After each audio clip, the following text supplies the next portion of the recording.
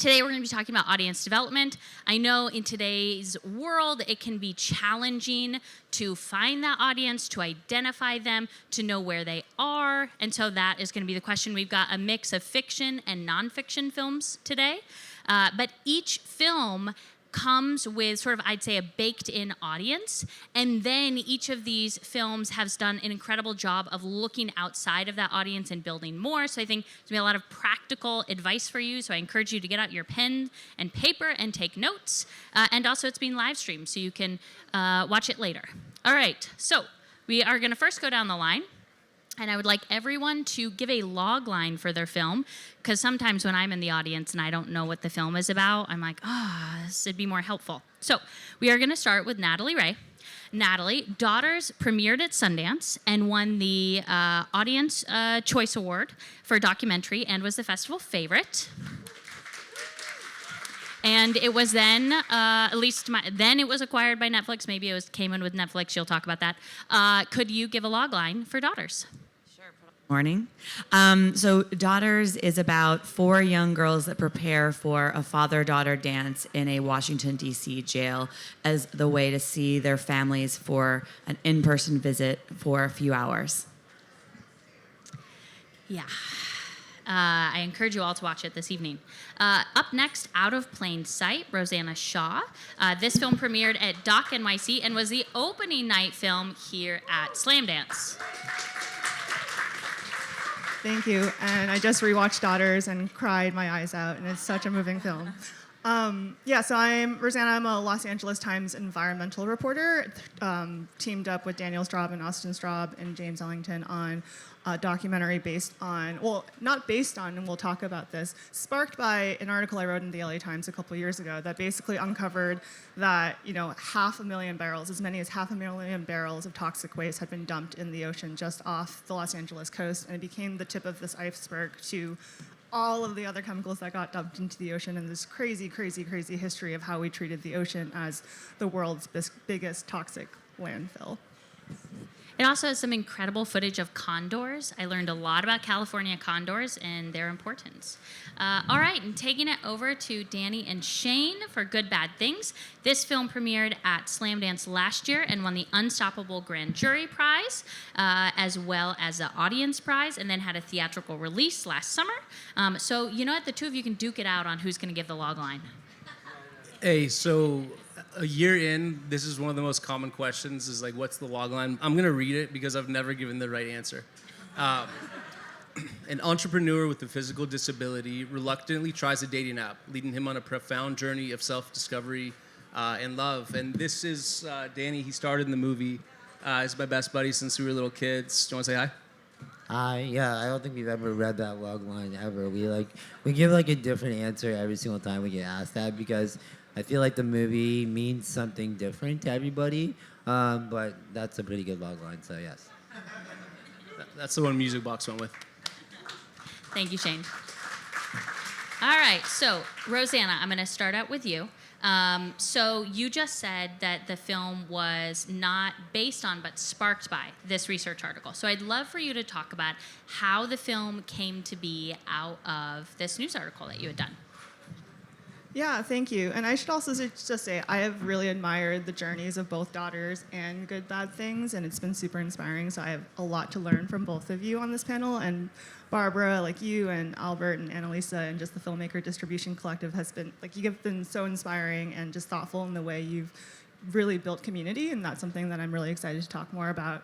So, I published this first article in the LA Times about 4 years ago, and it was like one of the most viral stories at the LA Times. So there was a built-in audience, and also I'm the coastal ocean reporter for the Los Angeles Times. So I think also before that article, there was just years of, a built-in audience, a community, and truly I think being a beat reporter in journalism really means being in community with the people that you write about and the issues that you write about. And, I was really resistant to the idea of making a movie, and after that first article, I got so many queries from people being like, oh my God, we need to turn this into a film. What would that look like? And so LA Time Studios did help me go through some of like what that would look like, but I was just really unsure how to turn such a messy, science-heavy, environmental story into a film. And then Daniel and Austin, the filmmaking team, showed up to one of my book talks and basically ambushed me and said, we need to bring a camera in the field next time you're out in the field. Please let us join. Let's just talk about this. And I think I truly felt like they understood the journalism, they wanted to honor the science, and just from there, we slowly, developed and figured out the story and the actual film as they followed me in the film, reporting on the additional stories that came out of the first story. And, since that first story, Congress has allocated like more than $16 million to study the issue and to work on it. So basically, like, there was so much momentum and dot connecting that happened after the first article, and it prompted this larger story, and that's what the film is actually about. Thank you so much. And I think that dot connecting is going to be something that comes up over and over as we talk about how you had your film and then how it made its way out into the world. And so, Shane, with that perspective, I know that you guys premiered at Slamdance, and then I remember you came to a Filmmaker Distribution Collective call, and that's where you met Annalisa. Mm-hmm. And I'm wondering if you can kind of talk about, after Slamdance, kind of what was that journey looking for distribution, and where did you end up? Mm-hmm. So we went into the festival pretty scared about not having a sales agent beforehand, and I think coming into this process, it's just you're looking to maximize whatever the film could be, and it's all feels like kind of like a race. But after the festival, we didn't really get the kinds of offers, or really like any offers that felt like they would have done the film justice, and so we kept pushing and kind of just were in a stage where we're like, all right, let's just figure it out along the way and keep applying to festivals and take our time. So happy we did, because we ended up, I guess, through Albert, actually, who I met as a mentor during film school, but he invited me onto this call, and I pitched the film and sort of just talked about our process. And I think everyone in the panel, or everyone in that film group, is currently and will continue to look for ways for film, for independent film to thrive, and create a system where it can, like the last panel was just talking about, where it can sort of continue to grow and flourish. And so I told everyone about my experience, where we were at, and thankfully Annalisa and a few other people reached out with some advice and just conversations. Annalisa, I wasn't really expecting to be part of the team for one specific reason, is that we had to pay her because she deserves to make money for all her hard work, but we just didn't have any at that point. And so when we first started talking, I was like, I told Danny, I met the best person ever on this call, Annalisa, like she could solve all our problems, but we're out of money. And so we kind of just kept going, and another month or two went by, and we maybe got another offer or two. None of them are really for that much money, and then it's so speculative, you don't know what's going to happen. But in the process, I guess I own an ice cream business, and so summer kicked in. The cookie sales, the ice cream sales were going. I'm like, okay, maybe we can get Annalisa now. And so basically, we brought her on, and I think that changed the whole trajectory of the film. She went from she had been at Amazon and Focus Features for years prior, and understood the distribution world and really connected to the film, and it kind of fit the mandate of what she was looking to do with her new company that she had just launched. And speaking about the markets, she had launched a distribution or I guess like a rep. What would we call it? Annalisa's right over there. You told me to talk about you. But yeah, so basically she came on as our consultant for distribution, and had all the relationships already, and reached out to AMC, and was able to leverage the relationships and the contacts that she'd built over a whole 10, 15-year career in distribution, and was able to get us past, like, I think I heard Carrie was talking about there's like thousands of films each year. So because we had Annalisa on our team, sorry, I'm still talking about you. But because we had her on our team, she was able to get us to a place where a decision could actually be made based on a connection to the film versus just throwing a dart at whatever that's called, a haystack or something, right? But yeah, I think that is the answer. Thank you, Shane. On that, that's when you sort of do a process like that, you retain a lot of ownership and control, and you can make decisions on where the film's going to show, who you get to engage with, that sort of thing. And so I turned to you, Natalie, because your film premiered at Sundance, then it was bought by Netflix. And a lot of times I think, you know, the perception is you are bought by Netflix, they sort of take ownership, they decide where things go. But you guys have this incredible partnership with Girls for Change, or Girls for a Change. And so I wonder, and I know that they hosted like daughters watch parties and things like that. And I wonder, how did your existing partnerships in making the film carry over to your relationship with Netflix? Did those become part of your contract? Was that something that, you know, Netflix was really interested in? And how do you maintain that sense of direct relationship with your audience when you are going with a distributor? Right. Great question. And so this is my first feature film, so I've learned a lot the last year about everything you just said. And you are kind of at the mercy of where you get opportunities in distribution. So you can weigh a lot of this stuff out, but at the same time, I wanted the film to get out there. Angela and I had been partnering on this for 10 years, and it took a coming of age film following the girls for a lot of their life, and then, you know, the edit that it needed. So it was a beautiful and amazing to premiere at Sundance last year. And then with Netflix, it was very exciting to have a platform that was going to suddenly have the film around the world.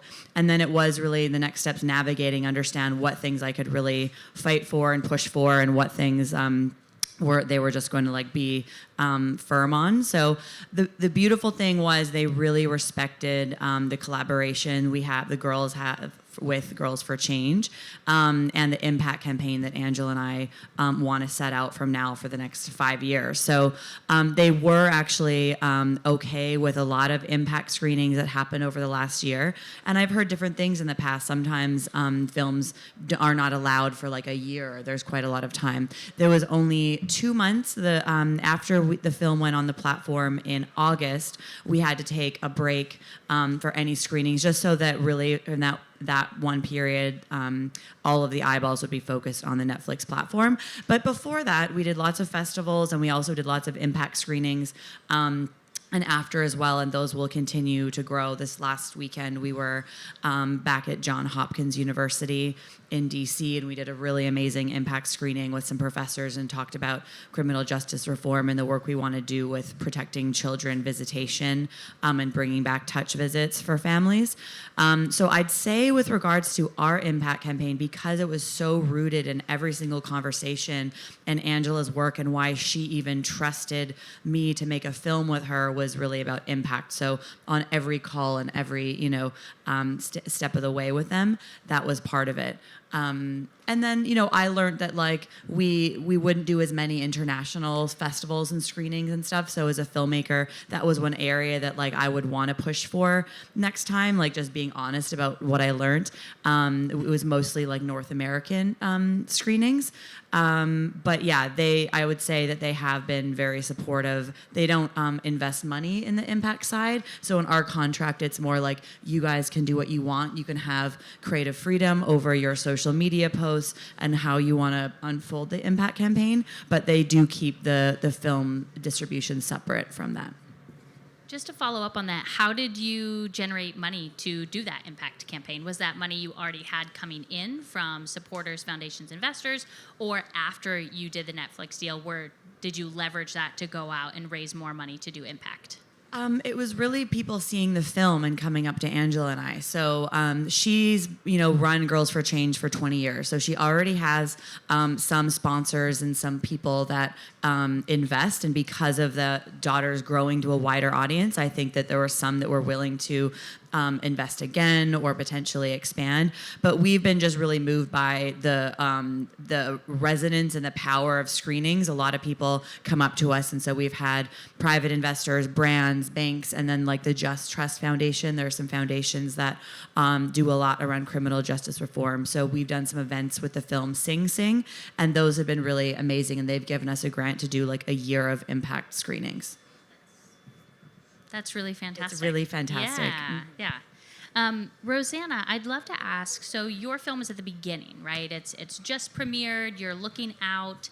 I wonder, how are you going to leverage media platforms in building audience? Because you think it's coming from, the seed is coming from the LA Times. So you think, okay, you have readership there. It's playing these different film festivals. You've got the support of LA Times Studio. Where do you think you'll sort of use those media platforms to promote the film, or what do you see as the future? That's a really interesting question, and I think that what's interesting is, like, this is my first film, and I think that I'm coming into it as a journalist, and in some ways, like, the journalism, this is a story about journalism, and it's also a story about the environment, it's a story about science, it's a story about, all of the interconnectedness of our planet, and in some ways, this is a story about journalism part has been a really interesting way of activating the journalism community, but in terms of whether or not that gives us an advantage on the messaging and, promotion, I don't think so. Like, I think, but I am, like, basically the publicist for this film right now, in addition to, like, 9 other full-time jobs. And I think one big takeaway that, my team and I shared at the Q&A during opening night is that, you really have to be willing to do everything. I know that Shane also kind of really lived that motto in the way you released Good Bad Things and just took it to all the multiple finish lines that you need to do to get a film truly seen by an audience. I think what I'm learning right now is that, understanding that the journalism and the process of journalism has so much overlap with documentary filmmaking. And I think something that a lot of journalists think about is, like, what do you owe your sources after a story comes out? And similarly with a film, and I feel like you probably felt that way with Daughters too. And so with the existing community building that came through just the process of connecting the dots, meeting people, interviewing people, building the trust, like truly like years of work, making sure that they stay with you along this journey and activating an existing audience and expanding your universe of community has been actually the secret sauce for what we are doing so far with the film and what I'm feeling so far with the film. And so I think less so just the fact that this is an LA Times documentary, but more so that because it's LA Times journalism, so much has come together and, ready to activate once we were able to say, okay, the film's ready to be played. And, like, literally, I was so blown away by the response at the Egyptian on Thursday. And a lot of that was just like, a professor from LMU who teaches journalism brought her students here. The environmental groups that have been following my work for so many years came out. And I think a lot of that, just remembering the people that you have that have already been on this journey with you and making sure that you bring them along with you in this next phase of the film is really, really important. Yeah, I think that's a really critical piece, is the people you capture along the way. And I think especially in documentary, for both of you, you're building connections with existing community partners. And so there's a lot of natural opportunity to go back to them. I think about with Good Bad Things, you guys are making a fiction film, you're sort of birthing it, it's coming out on its own. And Danny, I heard you were like the king of DMs in terms of like getting influencers, and that was a really large part. And so I wonder if you could talk about that direct outreach. Like, what did you actually say? How did you think about reaching out to influencers? What sort of, specific advice would you give to people? Was it helpful? What maybe shouldn't you say? Great question. Thank you so much for having me also. Like, I'm already learning things on this panel that I can't wait to discuss with Shane after this. But yeah, I call them Hail Marys with my DMs. So we wrapped Good Bad Things. I was just going into this like thinking I was doing the most amazing project with my best friend that was going to hopefully live forever, that we got to share. And we got done in post. Shane put together an edit. And I was like, wow, we have something really special here. And then Shane's like, hey, we got to bring on an EP. And immediately my mind went Steve Way. And Shane's like, cool, call him. I was like, I don't know him. And I was like, yeah, I just send fire reaction emojis. Hopefully he'll respond. And so I sent Steve a DM. And 2 days later, I'm on Zoom with him. He's like, I watched the movie. It's incredible. I was like, good, because I want you to be our executive producer. He's like, I'm in. And so that's where the DM thing kind of started. Rolling into where we are now with the movie. Shout out to Steve right over here in the corner. And like, Annalisa wasn't a DM, but I consider Albert's platform a DM. Like every single time we just like got to a point. It was like we got into post. I was like, we need an executive producer. Going back to the last panel, we went to the community and we had Steve Way, you know, and then we got to the festival run and we're like, we gotta do Slamdance Unstoppable, followed by Real Ability's closing night. And then we got into like, what do we do with this thing? And we're like, we gotta call Annalisa because she's the community with us. And so that leveled it up. And then we sent the DM to Shane and Hannah Burkout, who's like big influencers in the disabled community. They're real life good bad things. And so we sent them a DM and they responded. And then we got to this place where we got a distribution deal. We are now on TVOD, on Apple, Amazon, all those things. And we don't have a marketing budget. Like, we're an indie film, and we know how special this movie is. We know where this thing should be. And so, literally, Steve and Shane and I sat down, and we're like, what are we going to do? And it's like, we got to go back to the community. And so, early January, Steve and I were brainstorming, and we're like, what do we feel is going on in the community right now? Like, every single time we're at this point, the community takes us to that next level. And Steve and I were like, we need to come together as a disabled person. Asking for help is not a bad thing. It's what you need to do. It's not shamed upon. And so we went to the community and we're like, we need your help to make a difference, to get more disabled content out there, to get this movie where it needs to be, where we can kind of show a blueprint for that.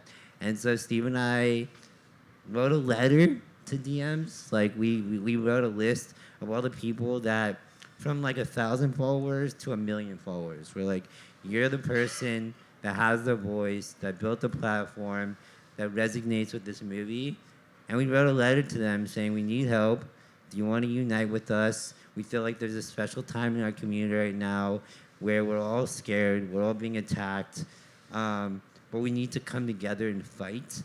And this movie, whether it gives you 96 minutes of peace from the chaos or inspires you to go out there and fight some more, we just sent it. Like, just blindly Hail Married it, Steve and I, and we got the responses after responses. And after that, we're like, let's hop on a Zoom. We didn't have like a call to action either. We just were like, let's just hop on a Zoom and just like shoot the shit. What do you got going on? We have this movie. Sorry. I'm shaking a little bit. Yeah, like everyone was like, this is what I'm doing. We've got a movie. And we just like work together, and that's where we're at right now. It's kind of turned into an advocacy conversation because of what's going on. But honestly, I feel very honored and grateful to have this movie launch when it's launched, because now we're like storming DC next week because of the movie and fighting for 504 to not get ripped from our hands, which is just like so special. So like that's the power of a movie, because yeah. What? Yeah, the movie's only been out for 2 weeks, so it's like crazy that we're in this position, and we have more to come. Can we say what we're got coming out in May? No, we can't. Okay, bye. Shane, I would love for you to add on, so sort of you had a lot of this like in-kind marketing that you're doing, right? Like the relationships you're building with the influencers and different community orgs. Could you talk about the balance between the in-kind component and just like the straight up paid marketing that you guys had to do, if any? And how did you find money for that? Were you doing ads? Did you, yeah. I think 100% non-paid. Do we spend any money? Yeah, I not really. Like, again, the marketing budget's Shane and I, we like own the whole movie. That's like the beautiful thing about it. So no. We raised money for a publicist when we had our theatrical release, and so Arian, our publicist, she was able to set us up with some cool articles and get us some interviews. I'm trying to think. I don't think we really spent any money. We definitely tried to do Facebook ads, but then like the business account thing got confusing. We're like, fuck it. But yeah, I mean, we should probably start spending some money.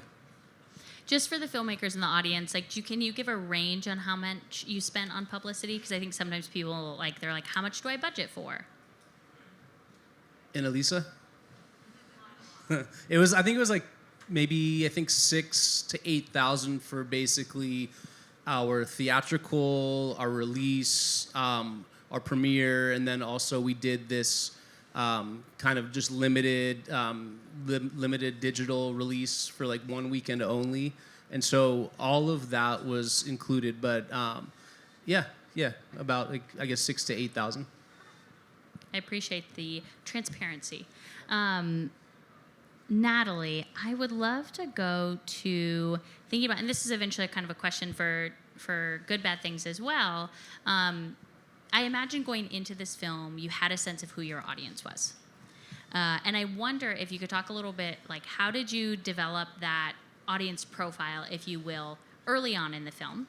And now that the film is out in the world, has it changed? Are there new audiences that are discovering that you're excited, surprised by? Yeah, great question. The film has always been from the girls for the girls. And so it was really about making it as authentic to their experience and voice as possible. And one of the reasons why I think the families wanted to be part of the film was because it was just an ability to share with other families in their position things that would help them or get into a spotlight, the sort of ripple effects that families with an incarcerated family member face that people often don't know about. And there's over 5 million children in the U.S. with an incarcerated parent that most people aren't talking about because the stigma around that and what kids would face at school. So there's just, it touches every community. And so it's been extremely eye-opening just how many people now, of course, we're focusing on a few girls in Washington, D.C., but then so many people have reached out, and even friends from very different backgrounds, like wealthy people in Sherman Oaks, or, it has touched everyone. A production designer friend of mine, people that, even one of my producers finally on the project was like, I never told you, but my dad was incarcerated for a bit too. Like, so many people have had a family member impacted by this, and therefore part of their upbringing and their own psyche really impacted by this. So, but in terms of how we grew together with the girls, we had a very collaborative process always, even with the interviews. Like, ask me some questions. Let's shoot what you want to shoot. So it was always that kind of a film. And when Aubrey grew up, she was 4 or 5 when I first met her. And then over the years, by the time she's 10 or 11, she's actually giving feedback and ideas and helping me film some of the like pickup shoots and sort of imagination sequences that we did. So it was beautiful to see the girls really grow up and have this as an outlet over the years. And with most of our test screenings, we were showing people in their community and people that had been impacted and other girls in the program, so that was the first kind of audience that we wanted to make sure it resonated with. But then because these themes of touch and human connection and our shared, human identity and are such universal themes, that even the reason why I got involved was because of that importance of the father-daughter relationship. So because Angela and I saw it from a very specific viewpoint and a very universal viewpoint, I always thought that the film was going to touch a very universal audience as well. I'm going to ask a few more questions, and then I'm going to open it up. So start thinking about your questions. I'll try to do a longer period than the last one so we can get a few more in. Shane and Danny, I wonder if you guys could talk about, again, maybe as you were developing your audience profile and making the movie, who did you think initially would see it, and how has that worked out? Like, is it you're getting who you thought, you've expanded, new audiences? So I think our film, because Danny's starring in it, I think there was a lot of people who were really trying to basically say, hey, this is a film for the disabled audience, right? This is the core audience. But I think the film that we made, and our intention was to make a film for everybody. And what was unique about it was Danny, as the lead actor in the film with the disability, wasn't living some type of life in the film where suddenly it's about overcoming the adversity of being in a wheelchair or any of that. It's just a guy living his life, going on an adventure, hanging with his friends. He meets a girl. It's a very it's not a brand new idea. It's new in the sense that we haven't really seen it before, just because for some reason disability isn't oftentimes given the chance to be portrayed on screen in that way. And so I think to answer the question is our audience. Yes, there is a core built-in audience when you look at it from that perspective, but our goal is the film being for everybody. And some people will like it, some people won't, but I think it's definitely commercial in the sense where I think we keep hearing from people that they weren't expecting it to be what that was. They weren't expecting it to be funny. They weren't expecting, they were all expecting, I think, going in, it's going to be some sad story about this guy in a wheelchair. But it's like, no, it's just Danny living his life. We've been best friends since we were little kids. And my relationship with Danny is he's my best friend. We hang out a lot. We do fun things just like anybody else. And I never think about his disability. It's not even like, it doesn't cross my mind. I think I only notice it when other people notice it, which is why I think I thought about making a movie with Danny, because people, there's a reaction to seeing our friendship, and it's not something that a lot of people, I guess, have experienced for themselves. And so just tapping into that friendship was something we realize is unique, even though to us it's just completely normal. Danny's turn. Yes, and just to add on, Danny, thinking about there's these romance elements, there's the sort of more thrilling elements. Did you imagine how are you going to get that more target demographic who might like romance movies and bring them in, that type of thing, thinking too about those pockets of audience, because I imagine as you guys were making the film, you're also thinking about that. Yeah, am I allowed to say that we were not thinking about that? I think she wants you to say we were thinking about that. Again, we just I just went in. I had never done this before, and it was just making something special with my best friend Shane, and I'm very grateful because I have a best friend who is so insanely talented, and allowed someone like me who lives the life that I've lived to inject their story in an authentic way that people haven't seen before. And then, yeah, it was the authenticity is what we want in disabled filmmaking. With us, thankfully, it just happened very organically. But then we got to the more bigger stages, coming to Slamdance Unstoppable and then being able to win Grand Jury and Audience, that is validation in itself into the community. But yeah, it's thankfully come off very universal.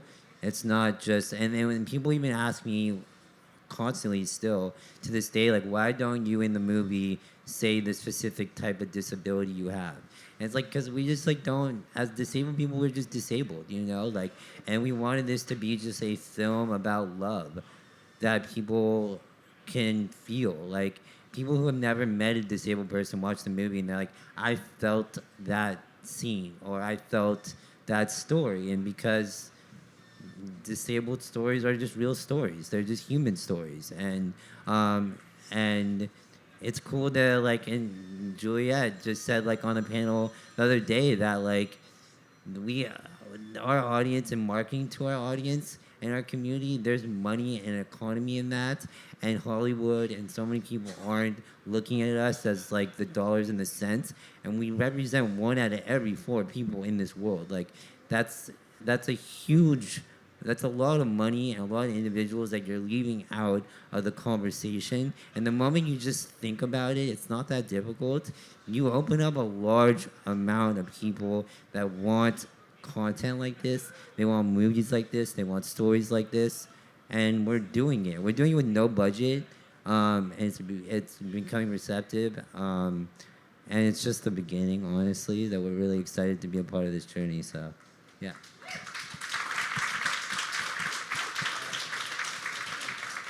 Rosanna, I'd like to ask you one last question before we open it up, and that's about sort of the non-traditional audiences that I feel like this film will have, right? Sort of education component, policymakers, advocacy groups. As you look ahead to thinking about releasing the film, how are you thinking about engaging folks like that?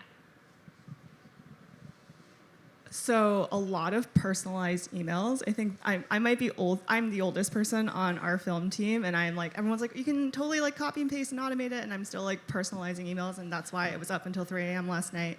But I think there's just like, the issue that we introduce in this documentary is pretty bipartisan. A message that has become even more, critical in this moment was that, President Nixon was the one that introduced all of our environmental regulations and all our environmental laws in the 70s, and that's a message that's so profound in this day and age. We're going to the DC Environmental Film Festival next month, and that's also going to be a very interesting space to, again, like the question that we've been asking ourselves as a team is how do we expand our existing universe of the audience? And I think professors have been really great, and also just the fact that there's so many amazing research institutions featured in the film has been also great touch points in terms of bringing out existing communities. And I think, what's been really meaningful to me is actually how much this film has resonated with the filmmaking community, which is a community that I was not super engaged with prior to this. And I think the number of folks who have told us like, oh my God, this is why this film reminded me why I like got into documentary in the first place. And I think, and to connect some of the threads from the previous panel and also what you have all said, like, definitely shoot for the moon and reaching out to people. Our sound team, we were like, there's no way they're gonna work with us, and so we were like, we're a huge fan. We studied like a lot of the films, gigantic studios based in New York, and Daniel and Austin, two of the folks on our team, reached out to them just saying, we're huge fans.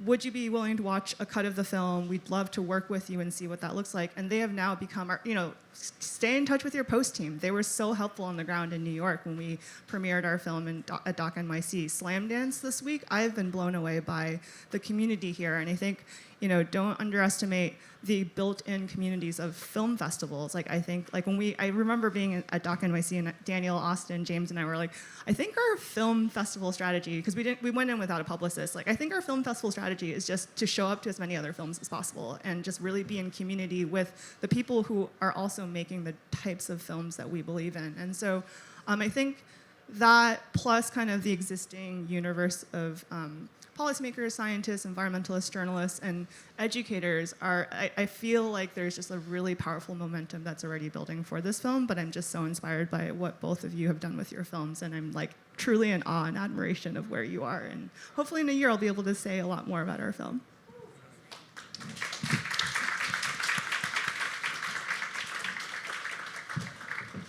All right, we're going to open it up to the audience. I hope we have some juicy questions. No juicy questions. Does anyone have a boring question they want to ask?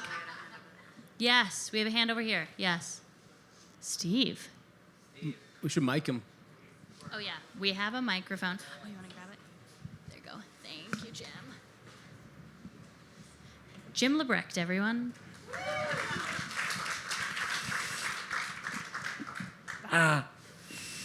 For Danny, I think this would be good to tell the audience. You were someone who was never really involved in the community until very recently. How has that changed your life, your perspective on the world? How has that impacted you as a person? Yeah, Steve getting heavy with those questions. Yeah, that's the story of good bad things. I for so long lived a life as a disempowered, disabled person. Tremendous amount of internal ableism. Was always intimidated by this community. Like, it's crazy that like in my vision I got Jim and Breck like right in the right corner here, like, and for so long, I looked at these individuals who I have considered the most powerful voices in my life, and never thought that I could even kind of be in their world. And this film has been the best gift I could ever been given, because now I've been thrown into it quite tremendously recently, and it's the best thing in the whole world. This community, first and foremost, is I have to say the most powerful community out there when they are just when they're unleashed, they are capable of anything, literally anything. And I'm seeing it since Steve and I have been starting to reach out and doing this grassroots marketing approach for T-Bar. I said that this has turned into like an advocacy talk, and we are going to be at DC this weekend fighting the 504. And this has only happened within literally 7 to 10 days. I've seen a group of 25 to 30 disabled people come together on Slack and in 7 to 10 days organize a tremendous, organized, powerful rally to fight for the rights of 1 out of every 4 people in America and future disabled people, because if you're not disabled now, you eventually will become disabled if you live long enough. So it's just the most beautiful community, and that's why we got to continue to make this art. That's why we love Slamdance Unstoppable. That's why the more we make content like this, whether it's a doc or a narrative feature, it just continues to inspire the voices and advocacy to do more, to fight for what we deserve, to write our own story on what it means to be disabled, because I'm sick and tired of media writing that over and over again, and the sad stories and the inspiration porn. We need to write our own stories, and that's why film's the best way to do that. And so, yeah.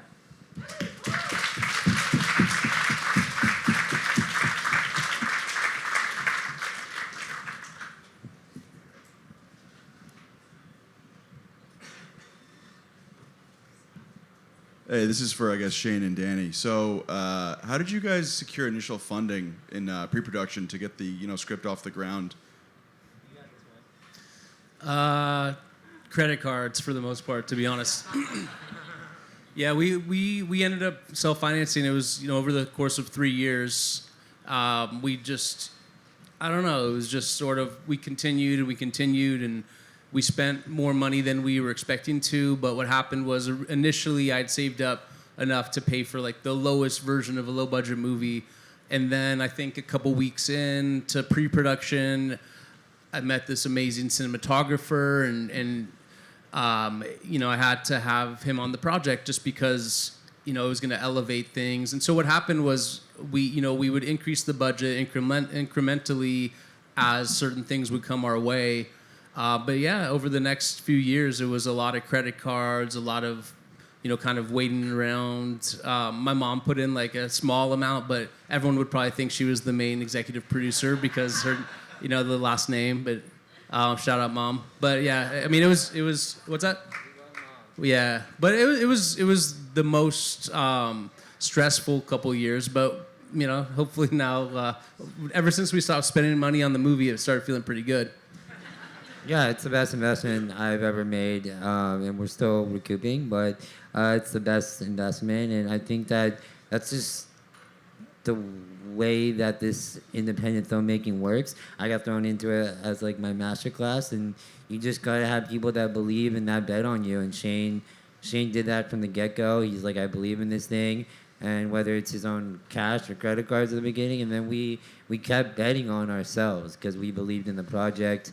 And I feel like that's just like what you got to do, because there's so many levels of times where you have to you find Annalisa and you're like, this needs to happen. Like, how do we bring her on? And then you get to the next step and the next step, and you just got to keep betting because you believe in your project, you believe in your art, and it's a little bit bigger than the money at the moment, but we will get there eventually. But yeah, that's kind of.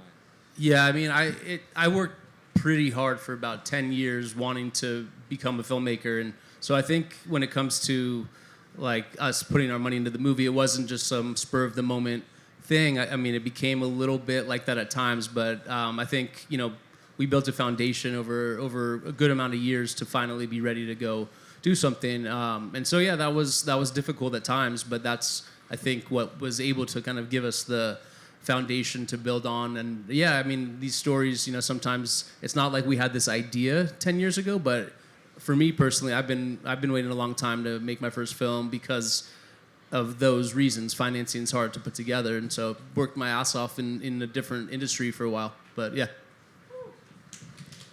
Thank you. I would love Rosanna and Natalie if you guys want to talk too about just where that initial seed money came from. Sure. Yeah. For us, I was doing commercial directing and music video directing. So it took 3 years for me and Angela to get the green light to bring cameras inside a jail and film the program. So the first 3 years, it was just self-finance for me, like research, development, some interviews. And then we got this yes, and we had no time to put money together, and I didn't really have community in the documentary industry yet. So I just asked the people that I was doing like little jobs with in Toronto and LA and London and begged them to like pitch a little bit, and I would pitch some. So we all kind of put in just enough to film the first like 6 months, which was the program itself and the dance and a little bit of follow-up. And that was 2019, and then it was 2020, and it was COVID. So sadly, a lot of those partners didn't have the budget or the business model even to really like keep going in a documentary space. So then I was self-financed through that time, and again, like the credit cards, all my life savings, just what it takes to keep it all going. And then once we had like a really good edit, then I was able to a few years later, bring in some private investors and a documentary called XTR.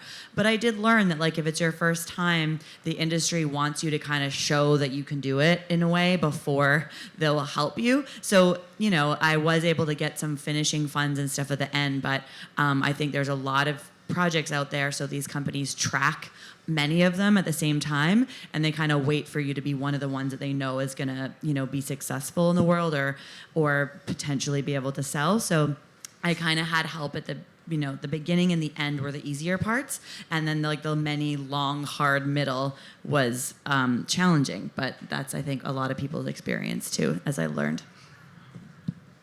Yeah, I think we weren't sure at the beginning if we were going to make a movie, and so I think the biggest blessing at the beginning was the LA Times and all of my bosses being willing to loan me to this project. And I think Daniel Straub and Austin Straub and James Ellington, our composer, we talked a little bit about this at the Q&A on Thursday, but this film at the beginning was made by 4 people. You know, Daniel was my co-director, also sound guy in the field. Austin had one camera, an incredible cinematographer who also edited the film.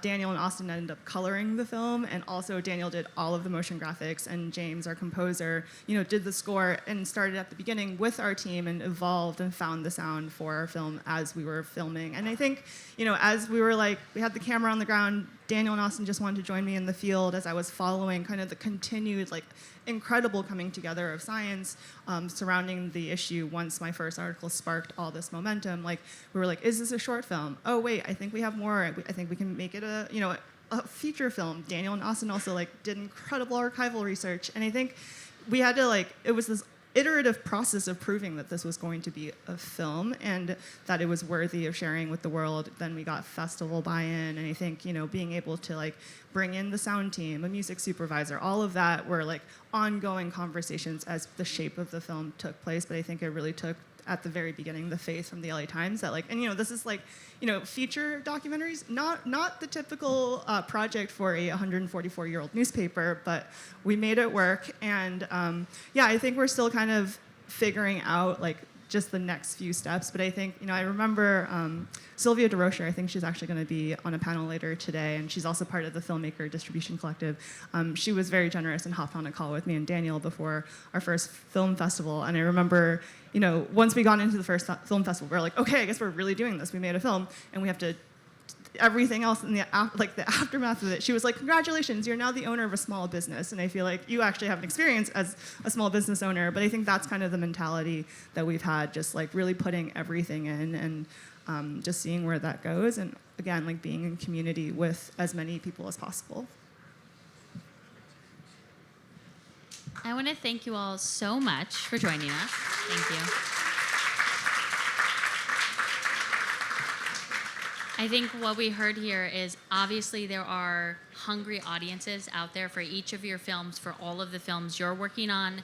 We've heard about the work that each of you put in to make those audience connections, and we heard about how you essentially had to carry the film on your own back, on your own pocketbook initially, which is a problem, right? That excludes a lot of people from making things. It makes you have to wait 10 years. Imagine if you'd been making films for the last 10 years, like how much, well,